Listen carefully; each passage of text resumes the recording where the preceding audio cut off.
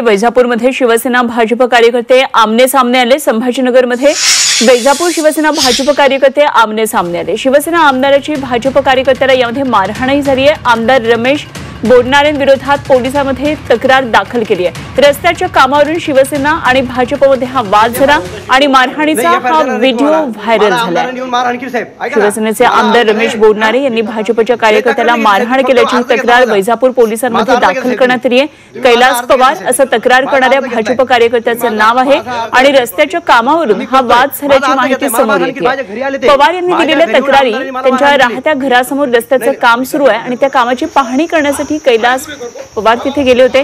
तर बोडणारे यांनी plot number 48 मधून रस्ता करण्यास अधिकाऱ्यांना सांगितलं आणि त्यावर कैलास पवार यांनी आक्षेप घेत आधी एनए लेआउट बघण्याचं सांगितलं। त्यावरून आमदार रमेश बोडणारे यांनी मारहाण केल्याची तक्रार कैलास